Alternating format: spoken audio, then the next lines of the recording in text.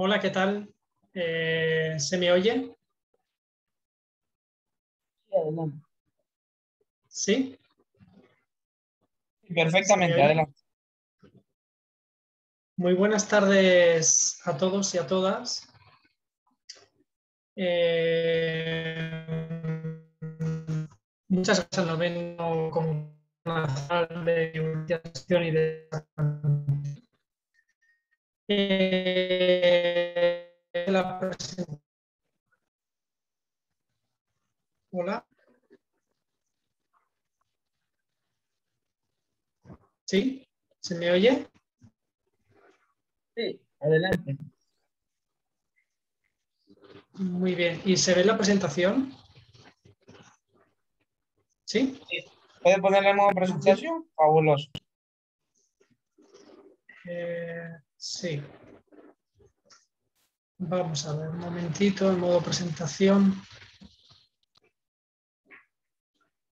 Eh, Modo presentación. No se ve aquí abajo. Un momentito.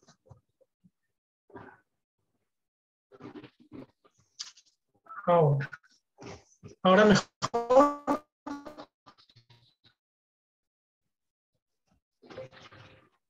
Ahora se ve mejor. ¿Sí? ¿Me confirman?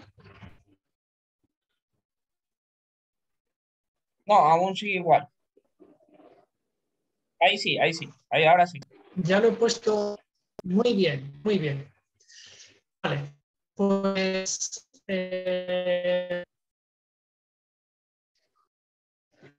mi conferencia está, lleva el título Asignaciones y estereotipos de género en la enseñanza de la prehistoria en educación infantil, en el primaria.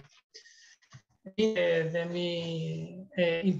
mi presentación, pues tiene una introducción en la relevancia social de la prehistoria. Ustedes saben que la prehistoria está muy presente en la actualidad. Vamos a hablar de ello. ¿Qué relevancia tiene la prehistoria en la infancia? ¿Qué vínculos hay entre prehistoria e infancia? ¿Qué valor educativo tiene la prehistoria? Es decir, ¿qué enseñanza nos trae la prehistoria para mejorar nuestra vida hoy día, ¿no? Pero si hay un valor educativo en la prehistoria, también hay un modelo de déficit en la enseñanza de la prehistoria. Veremos qué defino yo por modelo de déficit en la enseñanza de la prehistoria.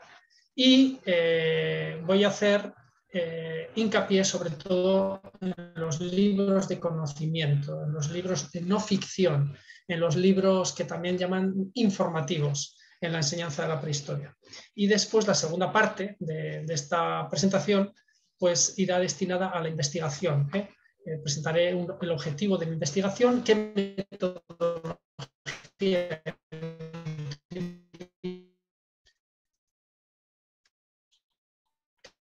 bien. Eh, Damos paso a esta primera parte, a la introducción. No sé, pero yo creo que todos y todas nos hemos preguntado en algún momento quiénes somos, de dónde venimos y a dónde vamos. Estas tres preguntas existenciales tienen que ver con esa búsqueda, esa curiosidad que hemos tenido las personas, nuestra especie sapiens, ¿no? Por nuestros orígenes, por las características de nuestra existencia, a dónde vamos, ¿no? Esa pregunta, ¿no? Fíjense que hay muchas preguntas asociadas a estas tres grandes preguntas existenciales, ¿no? ¿Es natural la violencia, por ejemplo, ¿no? ¿Cómo son nuestras relaciones de género, hombres, mujeres? Tienen que ver con nuestro pasado primitivo, con nuestro pasado eh, primario. Bueno, hay muchas preguntas que día a día tienen que ver con estas tres grandes preguntas existenciales. Y una de las primeras cosas que observamos es que existe un público amplio, consumidor de literatura, cine, visitas a museos arqueológicos y de prehistoria, parques arqueológicos, yacimientos, conferencias, exposiciones, merchandising relacionado con la prehistoria. La prehistoria está muy presente, como digo, ¿no? ¿Qué ciudad no tiene un museo arqueológico, un parque arqueológico aquí en Europa y en América, ¿no? En América Latina? ¿Quién no ha visitado en algún momento un yacimiento arqueológico, un parque arqueológico? ¿Quién no ha visto películas de prehistoria o cómic de prehistoria o literatura infantil de prehistoria. Por lo tanto, hay una relevancia social de la prehistoria que se ve en cantidad de bestsellers, de libros, ¿no? El clan del oso cavernario, en fin, toda esta saga de novelas bestseller de Jan Auel, pero también otras mucho más recientes, Sapiens, de Yuval Noah, La especie elegida de Juan Luis Arzuaga, al menos aquí en Europa, son libros que han estado en los escaparates de las principales librerías, ¿no? Eso quiere decir que hay un interés social por la prehistoria importante. También, ¿quién no ha visto alguna película relacionada con la prehistoria, ¿no? Pues la clásica de los Picapiedra, ¿no? Pero Parque Jurásico, la más reciente de Otzi, El hombre de hielo, Los Cromañones, películas que han sido taquilleras, que han llenado salas de cine a lo largo de estas últimas décadas, ¿no? Y esta relevancia social de la prehistoria se ve también reflejada en museos o en parques o en sitios, yacimientos arqueológicos importantes, ¿no? Las famosas cabezas de la isla de Pascua que reúnen a millones de turistas a lo largo del tiempo, de miles de turistas al año en la isla de Pascua, o Stonehenge en Inglaterra, el Parque Arqueológico Atapuerca, muy importante aquí en España, o en Monteverde, ¿no? Por ejemplo, en Chile, también ese yacimiento que está dando unas cronologías de humanos presentes allí hace más de 30.000 años, ¿no? O los campeonatos de tiro arqueológico, de tiro prehistórico, europeos, mundiales, en fin, hay toda una relevancia social de la prehistoria también expresada en sitios arqueológicos, parques arqueológicos, museos, etc. Esta relevancia se expresa también en el merchandising. ¿Quién no ha tenido una camiseta o ha visto una camiseta con la línea evolutiva del mono, el Homo habilis, más erguido, el otro más erguido, hasta que llega un robot o llega a un tipo sentado al ordenador? En fin, réplicas la gente pues colecciona réplicas, colecciona colgantes,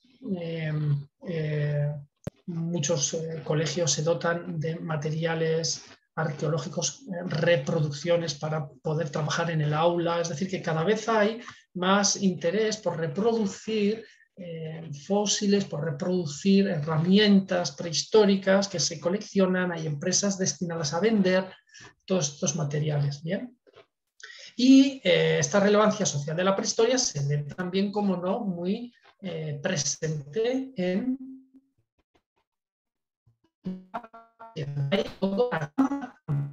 juguetes, la industria del juguete asociada a la prehistoria, donde se venden dinosaurios, donde se venden kits de excavación para que los niños se puedan jugar, etc., ¿no? Y también películas y cine, ¿no? Pues quien no ha visto, por ejemplo, iTales, o, por ejemplo, quien no ha visto Los Cruz, los Picapiedra, libros, por ejemplo, como Érase una vez el hombre, y otros muchos, ¿no? Todo esto, como digo, tiene una importante presencia en la prehistoria. Es toda una industria asociada al juguete, asociada también a las películas, asociada a los libros, destinados a la infancia. Hay que señalar en este punto de la introducción que estoy haciendo que también, a pesar de que, o sea, a la vez, ¿no? Al mismo tiempo de esta presencia social de la prehistoria en la sociedad, hay un gran valor educativo de la prehistoria. Es decir, la prehistoria enseña. ¿Y qué es lo que enseña la prehistoria? Pues la prehistoria enseña muchas cosas. Primero, tiene un valor hemosémico, quiere decir que tiene un valor emocional. La prehistoria nos entronca con nuestros orígenes. Y eso es muy interesante en la escuela. Vincularnos al patrimonio arqueológico, relacionarnos nuestras sociedades, nuestros orígenes con ciertos lugares arqueológicos donde provienen nuestras culturas, de donde provienen nuestros antepasados, ¿no? Por eso ese valor hemosémico es importante trabajarlo en la escuela. Ese valor de la emoción, lo arqueológico, lo prehistórico asociado a la emoción en el aula, ¿no? Luego, la prehistoria, la arqueología, permite en el aula desarrollar actividades manipulativas. Es decir, que lo arqueológico puede trabajarse, o la prehistoria puede trabajarse a partir de manipulación. En las etapas de infantil y de primaria, con niños pequeños, niñas pequeñas, ¿no? Es muy importante trabajar la prehistoria a través de la experimentación, el tocar, el observar, el manipular. Por lo tanto, la prehistoria permite actividades manipulativas en el aula. Esto está asociado a la didáctica del objeto. La didáctica del objeto, como ustedes saben, María Montessori, en todo su planteamiento pedagógico, daba un valor importantísimo al objeto. El objeto enseña. Entonces, las herramientas del arqueólogo, los pinceles, los cinceles, qué sé yo, los metros para medir, etcétera. Todos estos objetos que son cotidianos, que no son objetos extraños, se pueden llevar al aula. Y todo esto ayuda a que el profesorado pueda acercar la prehistoria a través del objeto.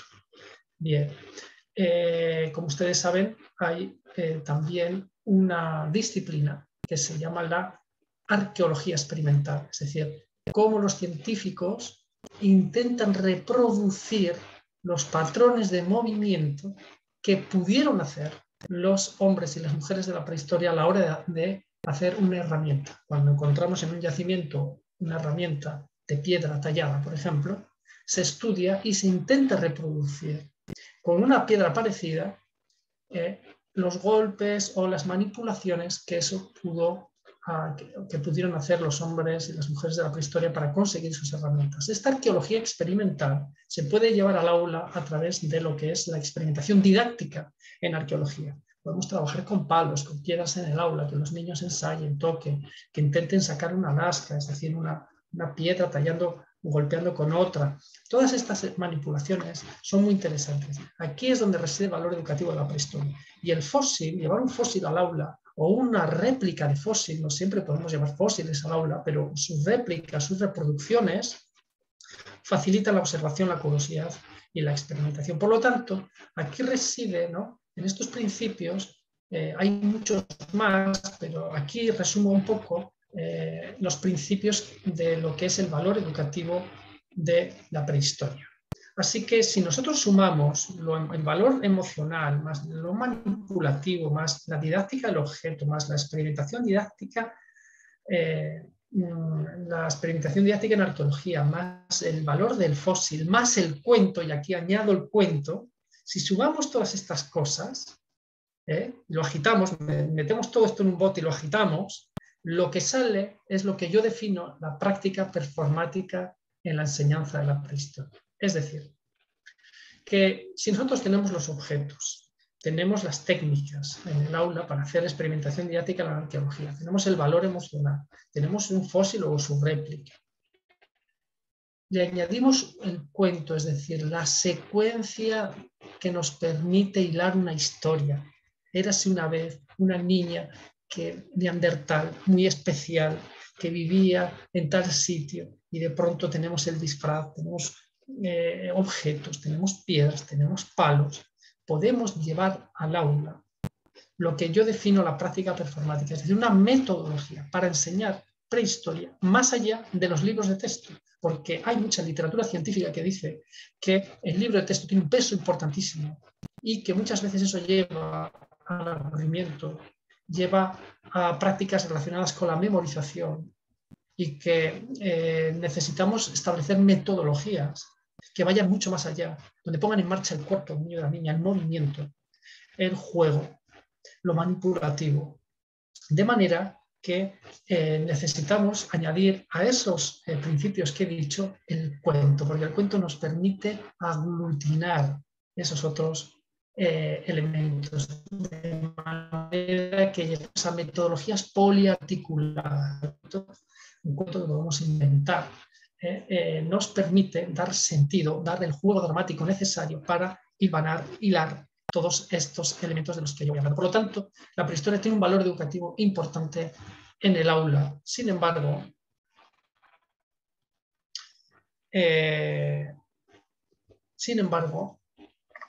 detecto, o algunos autores detectamos, que hay un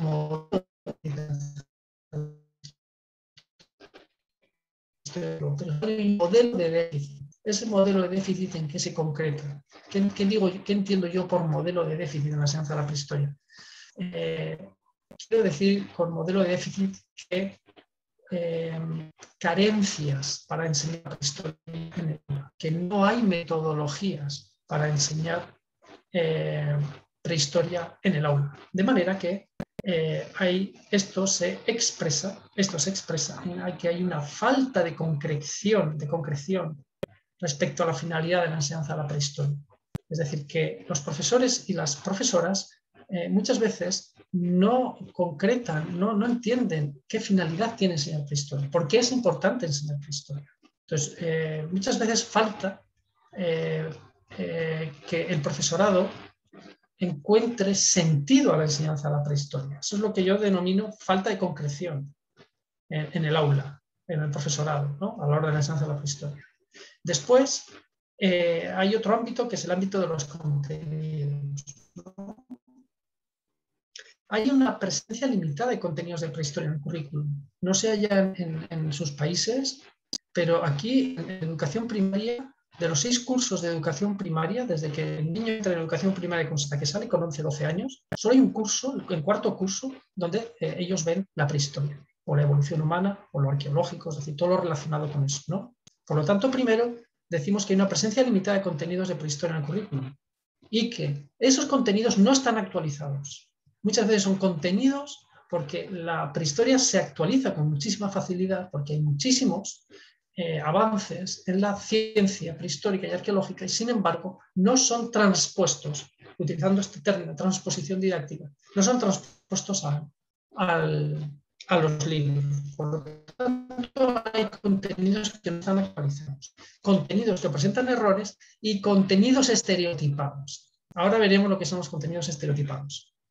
Y en relación con las metodologías, pues ya lo he dicho, ¿no? Hay un escaso desarrollo de metodologías innovadoras para la enseñanza de la prehistoria. Hay una falta de formación específica del profesorado. El profesorado muchas veces viene al aula con conocimientos en psicopedagogía, con conocimientos pedagógicos, con conocimientos didácticos, pero viene sin conocimientos históricos, sin conocimientos relacionados con la prehistoria, con lo que son las ciencias sociales. Con la historia, la geografía. Por lo tanto, se debe también reflexionar sobre cómo son las formaciones del profesorado, cómo salen, egresan de las facultades, con qué conocimientos salen. ¿Bien? Entonces, la didáctica de las ciencias sociales, enseñar ciencias sociales, necesita de conocimientos en didáctica, en psicopedagogía, pero conocimientos en la propia disciplina, de la historia o de la prehistoria. Por lo tanto, esto es lo que yo llamo modelo de déficit en la enseñanza de la prehistoria. Cuando todos estos ámbitos, los contenidos, las metodologías, la finalidad, fallan en la enseñanza de la prehistoria. Bien. Así pues,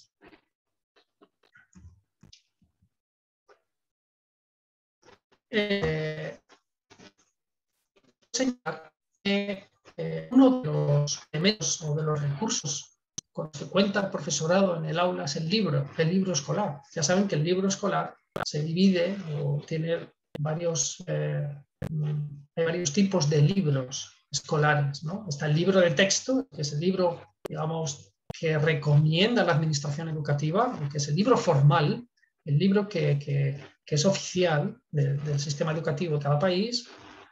Pero luego hay otros libros de apoyo, que son los libros de conocimiento, los libros de no ficción, los libros álbumes.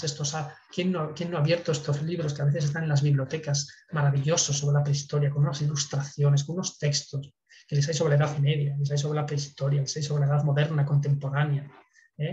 Entonces, estos libros aportan muchísima información. Son libros informativos o libros de conocimiento.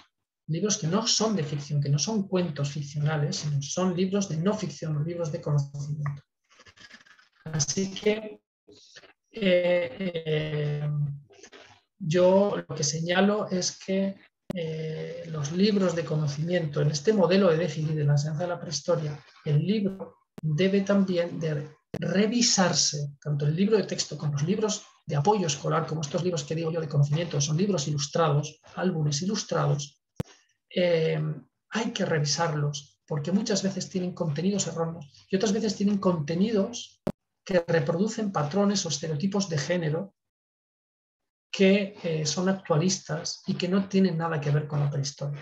Es decir, representar en un libro de texto o en un libro de no ficción, de informativo, de conocimiento, al hombre cazando y a la mujer en la cueva o en la cabaña, haciendo fuego y haciendo la comida, son contenidos que no se corresponden con los últimos avances historiográficos.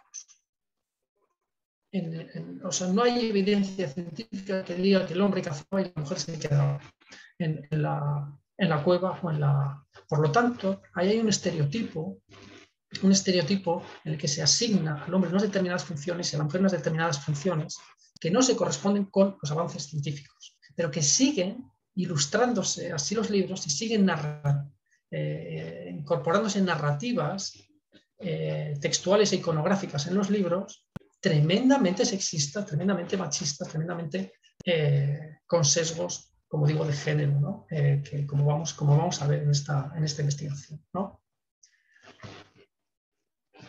Bien, así que aquí un poco defino lo que son los libros de conocimiento en la enseñanza de la prehistoria y la importancia de los libros de conocimiento. Es decir, la literatura infantil desarrolla un rol importante en el conocimiento y comprensión de escenarios sociales. Lo dice Gabarda en el 2016. Mora dice que los libros de información o de conocimiento comunican ideas sobre temas científicos, técnicos o geográficos. Que las ilustraciones de estos libros contribuyen de forma complementaria a interpretar el texto que va junto a ellos, que estos libros despliegan fórmulas muy imaginativas para la comprensión de temáticas a veces complejas y de base científica, por eso son libros muy interesantes para utilizar en el aula, que son un recurso útil en la educación científica, decía ya Brunner, ¿no? En el 2003, y que facilitan la transposición didáctica, San Martín 2018. También estos libros contribuyen al desarrollo de áreas curriculares no necesariamente lingüísticas. Muchas veces han utilizado estos libros, los libros de ficción y de no ficción, para las asignaturas de lengua y de literatura, pero Pallés y Santiesteban dicen que no solo son interesantes estos libros en áreas lingüísticas, sino que también en el aula de ciencias sociales o ciencias de la naturaleza. Y que estos libros contribuyen a la comprensión del medio social, demostrando su utilidad didáctica en la biblioteca escolar. Sin embargo, hay muchas publicaciones en los últimos años que dicen que estos libros mantienen narrativas relacionadas con las desigualdades de género. Ortega Sánchez y Pallés en el 2017. Hay otros que dicen, como Marola, Ortega Sánchez y Pérez, Sáenz del Castillo, dicen que estos libros de educación histórica mantienen la ausencia de personajes femeninos, que hay una sobrerepresentación de personajes masculinos y una infrarrepresentación de personajes femeninos. Arranz, en el 2015, confirma que la literatura infantil y juvenil es un instrumento al servicio de la reproducción de las identidades de género. Y, como hemos dicho, a propósito del vínculo entre infancia y prehistoria, Camarós, en el 2009, dice que se ha motivado la generación de una ingente producción de materiales divulgativos sobre evolución humana en las últimas décadas y que esos formatos a veces tienen un marcado discurso ideológico y que generalmente tienen un sesgo de género sexista, ¿no? Así que, hecha esta introducción, hecha esta primera parte, ¿no?, en la que hemos hablado de la importancia de la prehistoria en la infancia, de la importancia y de la relevancia de la prehistoria en la educación y dentro de esta relevancia de la prehistoria de la educación en la educación, la importancia también de utilizar no solo libros de texto, sino también, como en muchas aulas, aquí en Europa, por ejemplo, en España, se utiliza mucho también este tipo de libros que ayudan al profesorado a trabajar contenidos de ciencias sociales o de ciencias de la naturaleza, que es lo que denominamos aquí los libros de conocimiento. Como digo, repasando lo dicho, ¿no? Teniendo en cuenta todo eso, sin embargo, hay autores que señalan que tenemos los profesores y las profesoras de educación infantil y de primaria que revisar todos los contenidos textuales e iconográficos de los libros que utilizamos en el aula, porque muchas veces pueden reproducir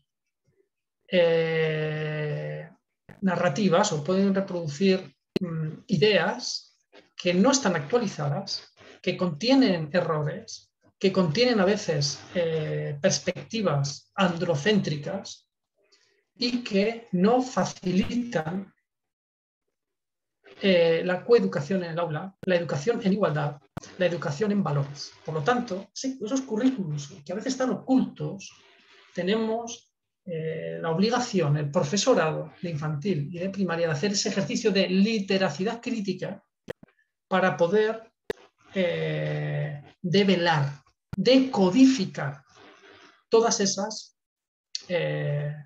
narrativas que puedan causar, digamos, un efecto contrario a lo que queremos en el aula, que es educar en igualdad, que es educar científicamente, que es educar con perspectiva crítica y científica, todos estos valores que están en los currículos occidentales y que están cada vez más extendidos y homogenizados en los países, ¿no? Que cada vez los currículos se parecen más en esta búsqueda de desarrollar educación crítica, científica, educación en valores, etc.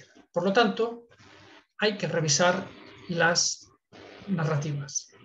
Y esta investigación que ahora presento, la parte 2 de esta exposición, va destinada a una investigación que he desarrollado, que sigue en curso y que tiene como objetivo, el objetivo de la investigación era analizar las atribuciones de género y los mecanismos de construcción identitaria de las narrativas literarias infantiles seleccionadas sobre prehistoria. He hecho una selección, una muestra de 21, ahora lo vamos a ver, de 21 libros informativos de conocimiento, ilustrados sobre prehistoria, y lo que quiero o lo que he hecho en esta investigación ha sido analizar qué atribuciones de género, es decir, qué asignaciones se le da al hombre y qué asignaciones se le da a la mujer, que están representados en el libro, tanto iconográficamente como textualmente, analizar esas identidades atribuidas al hombre y a la mujer y ver qué repercusiones tiene eso en lo educativo. Bien. Así pues, esta investigación, la parte metodológica de la investigación, en el aspecto concreto de la muestra, debo decir que está representada por 27 libros, hice una selección de 27 libros, que escogí de 4 bibliotecas diferentes. La biblioteca de la Universidad de Burgos, la biblioteca de la Junta de Castilla y León y varias bibliotecas locales de la ciudad. Me di cuenta que hay una gran concentración de libros de prehistoria infantiles, porque esto está en relación con lo primero que dije al principio. La relevancia de la prehistoria en la sociedad también se ve reflejada en las numerosas publicaciones destinadas a niños y a niñas, y muchas editoriales publican sobre prehistoria, Y esto se ve reflejado en las bibliotecas, al menos en las bibliotecas europeas o españolas, ¿no? Las que yo voy viendo y voy revisando, ¿no? Entonces, hay una existencia explícita. Lo que debo decir es que la muestra seleccionada, estos 27 libros, tenían que tener en común estas características. Elegí 27 libros que tuvieran, que su contenido fuera explícito sobre prehistoria, es decir, que fueran libros sobre prehistoria, que la ambientación narrativa fuera en contextos espaciales prehistóricos, que fueran libros con que hubiera presencia humana, porque hay libros de prehistoria que igual habla de dinosaurios, que es una prehistoria muy lejana, pero no, elegí libros donde hubiera presencia humana, que fueran todos dirigidos a público infantil entre edades comprendidas entre 6 y 12 años, es decir, en edades ya lectoras, o sea, primeros lectores hasta niños de los últimos cursos de educación primaria, que aquí en España acaban con 11 años aproximadamente, 11-12 años. Así que estas eran las características de los libros de la muestra que yo elegí.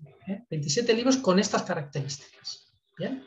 Que fueran libros con texto, que fueran libros que tuvieran personajes humanos en sus ilustraciones, que todo estuviera ambientado en la prehistoria, que el único contenido exclusivo tenía que ser prehistórico.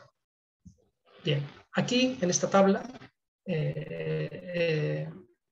muestro todos los libros y con los nombres de los autores, de los ilustradores, con el título, la editorial y el año de publicación. Hay libros desde el año 2020 hasta libros los más antiguos en el 2007.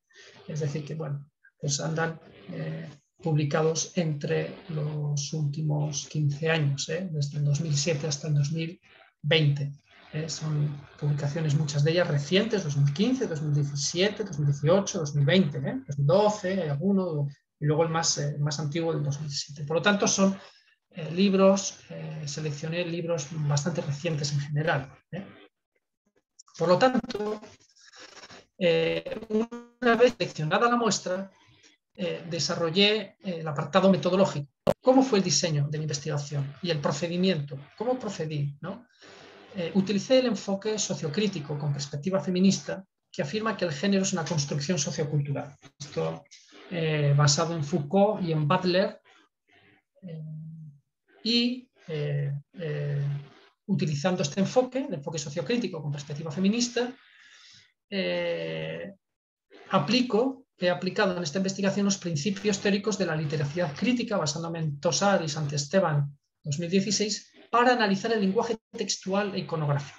Por lo tanto, enfoque sociocrítico con la utilización, ¿no?, del principio de literatura crítica para analizar el lenguaje textual e iconográfico, y utilicé como técnica de análisis el análisis de contenido, valga la repetición, utilicé el análisis de contenido con el fin de describir e interpretar el sentido de los textos y de las ilustraciones a través de unos indicadores narrativos definidos al efecto. Esto era muy importante. Es decir, ¿qué voy a analizar del contenido? Entonces, tuve que hacer una lista de las cosas que quería analizar, y para ello identifiqué unos indicadores narrativos en los que yo me iba a fijar para ver qué asignaciones de género se daban a los hombres y a las mujeres. Estos indicadores narrativos eran el escenario, uno de ellos, un indicador es el escenario, es decir, basado en Ríos 2015, este indicador, el escenario, se justifica en la importancia que la arqueología prehistórica confiere a los asentamientos como espacios de interacción. El espacio, el entorno es muy importante. Por lo tanto, a mí me interesaba ver en los libros el escenario. ¿Dónde están representados los hombres y las mujeres? ¿Está el hombre representado siempre en espacios exteriores? ¿Está siempre la mujer representada en espacios interiores por la cabaña? Por lo tanto, el escenario me parecía muy importante verlo en los libros, porque no hay no hay, y esto está basado, este indicador lo he basado en Ríos 2015, quien dice que no hay pruebas científicas que demuestren la existencia de una división espacial del trabajo en función del sexo. Así que el siguiente indicador, tareas y desempeños. ¿Qué tareas desempeñaban los hombres y qué tareas desempeñaban las mujeres? Este indicador parte de las aportaciones de González en 2006 acerca del cuestionamiento científico de la ausencia femenina en actividades como la caza, la producción lítica o la metalúrgica. Era muy importante yo encontrar bibliografía que sustentara mi hipótesis, ¿no? Mi hipótesis es que efectivamente la mujer participaba también en actividades de caza, en yacimientos como el del que yo vengo, en el que he trabajado años, en Atapuerca. Claro, son yacimientos del Pleistoceno, son yacimientos con restos arqueológicos de humanos de hace 500.000 años, de hace 80.000 años, de unas secuencias, ¿no?, muy antiguas y con varias especies humanas identificadas en ellos. No hay evidencia científica que diga que la mujer no cazara, no la hay. Así que necesitaba yo ver los libros, cómo están representadas las tareas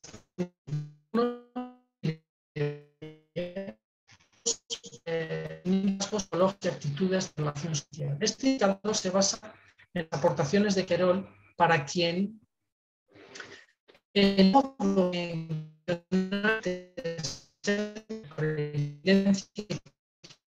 aspectos hombres. Querol 2006 ha hecho un estudio también de representaciones en las que identifica que en la mayoría de los libros de texto y en los libros para niños y niñas, y los libros, la mujer prehistórica aparece en su gran mayoría representada de rodillas o sentada, y el hombre de pie o corriendo.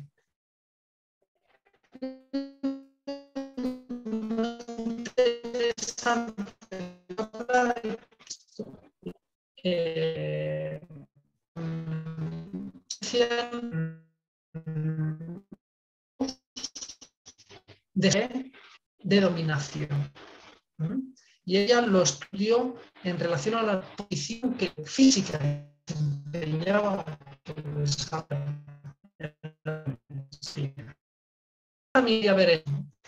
y masculino, se utiliza masculino genérico, es decir, cuando se habla de la mujer y del hombre prehistórico, se dice los hombres de la prehistoria cazaban y cazaban con arpones o pescaban con arpones, es decir, ¿se utiliza el masculino genérico o se habla respetando el género?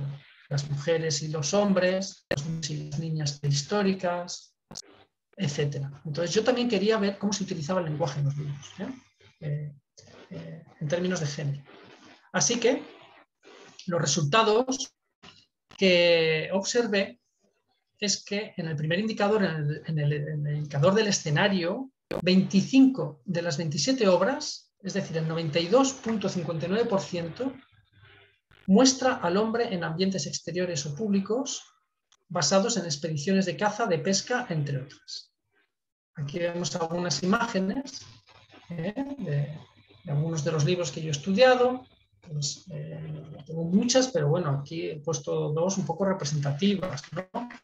Hombre cazando en el exterior. Y en esta de abajo, todas las personas que hay aquí son mujeres.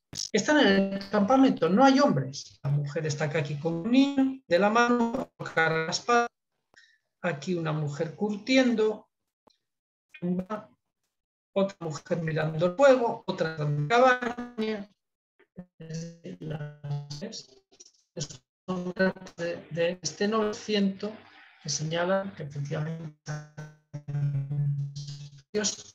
exterior en los espacios. En el segundo indicador, referido a tareas y desempeños, la pregunta textual e iconográfica atribuida a los hombres es la caza. En los libros, el 77,77% el hombre está cazando. En 18 libros, el 66,66% el hombre está tallando, está fabricando, está pintando, está haciendo producción artística. pintando las paredes de las cuevas. Es decir, que fundamentalmente las tareas asignadas en estos libros al hombre es la caza, es el arte, es utilizar instrumentos musicales, la talla de figuras, está relacionado con lo artístico. Aquí vemos en esta gráfica, por ejemplo, hombres es las barras verdes y mujeres son las barras amarillas. En los cuidados, las labores de cuidados, de cuidar a ancianos y de niños, fijaros aquí en el centro de la imagen, cómo la mujer tiene un papel protagónico en este tipo de tareas. En la caza el hombre tiene aquí un papel tremendo, ¿no? En el arte, en la jefatura, dirigiendo a los grupos cuando emigran, ¿no? Y la mujer está relacionada con la recolección, con los cuidados, con el curtido de pieles, el hombre aquí pescando, en la protección, en el aventurero, en la talla lítica, es decir, en la fabricación de herramientas, en el arte. Estas son las actividades atribuidas a unos y a otros. Aquí vemos, por ejemplo, cómo la mujer está cuidando y fuera se ve a los hombres esa década, es decir, están muy marcadas de por ejemplo, cueva y se ven a las mujeres haciendo arte. No hay ninguna evidencia científica que diga que la mujer no hace arte.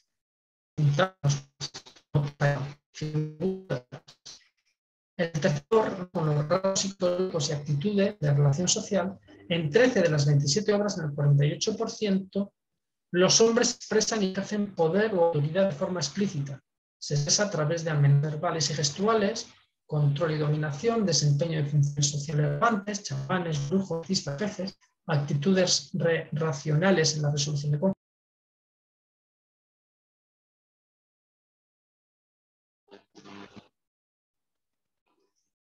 ¿Se me oye? ¿Sí? Sí, sí. Muy bien, gracias. Disculpen el problema con la conexión. Estaba hablando de que el otro indicador que yo miré en mi investigación era el indicador de rasgos psicológicos, actitudes de relación social, etc. Y observaba efectivamente que el hombre aparece como un hombre dominador sobre la naturaleza, sobre los animales. Aquí está de pie sobre el mamut, pero está liderando también, siempre va a la vanguardia de todas las migraciones. Las mujeres detrás, el hombre delante. Esto lo veo en los libros que hablan de los neandertales, de los libros que hablan sobre los homo sapiens, sobre cualquier otra especie. El hombre va siempre delante. Por lo tanto, son rasgos relacionados con la dominación, la guía, son guías, son dominantes, son poderosos, son los que ordenan. Y el cuarto indicador, relacionado con el uso gramatical e iconográfico del masculino genérico, nos informa que el 74% del total de la muestra utiliza el masculino para referirse tanto a hombres como a mujeres. Este uso lingüístico puede identificarse en los títulos del corpus seleccionado, los hombres de la Edad de Piedra, los biblionautas viajan a la prehistoria, en tiempo de los hombres de Cromañón, etc. Es decir que, y luego en expresiones como los hombres prehistóricos son los padres de nuestros padres, los primeros humanos vivíamos en cuevas, en la Edad de Piedra los hombres no sabían cultivar alimentos, etc. Es decir, se utiliza el masculino genérico, ¿no? Este cuarto indicador, en concordancia con el uso del lenguaje verbal, también se ve en las representaciones, donde estas representaciones contribuyen a la invisibilidad social de la mujer. Por ejemplo, en los frisos evolutivos o los árboles filogenéticos, aquí vemos donde siempre que se habla de la evolución humana o se representa la evolución humana en estos frisos evolutivos, aparece el hombre, y aparece el hombre blanco además. Y cuando aparece también el hombre blanco con respecto a otros animales, y aquí en esta línea evolutiva donde aparece el mono y tal, son todo hombres, no aparece la mujer. Es decir, la mujer está ausente en estas representaciones sobre evolución, ¿no? Como conclusión, y ya finalizo, hay 4 conclusiones fundamentales. Los libros informativos o de conocimiento son soportes capaces de secuenciar contenidos de manera estética con un alto potencial informacional, siendo un excelente recurso mediador en la enseñanza de las ciencias sociales. Pero existe una infrarrepresentación de la mujer en la prehistoria, dificultando la perspectiva de la mujer como sujeto prehistórico. Las mujeres también eran seres prehistóricos y no aparecen como tales, ¿no? En la medida que lo hacen los hombres. 3. Las narrativas textuales e iconográficas de los libros estudiados entran en contradicción con los avances científicos producidos en el ámbito de la evolución humana y de la investigación prehistórica, dificultando el proceso de transposición didáctica. Como digo, no hay transposición didáctica en los libros de los últimos avances en materia que dicen que sí que la mujer participaba tanto en la caza como en otras tareas asignadas tradicionalmente al hombre. Y 4. Los resultados manifiestan la perpetuación de valores androcéntricos y estereotipados que obligan al profesorado a examinar los libros de uso en el aula con el fin de seleccionar aquellos que aporten narrativas textuales, iconográficas inclusivas y contribuyan mejor a la comprensión de las sociedades del pasado. Estas son las 4 conclusiones de esta investigación. Muchas gracias, espero no haberme excedido del tiempo.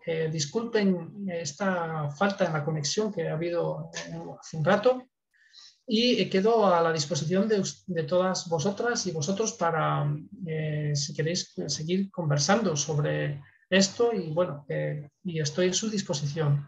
Y colorín colorado, la prehistoria con perspectiva de género hemos contado. Así acabamos entonces. Muchas gracias por su atención.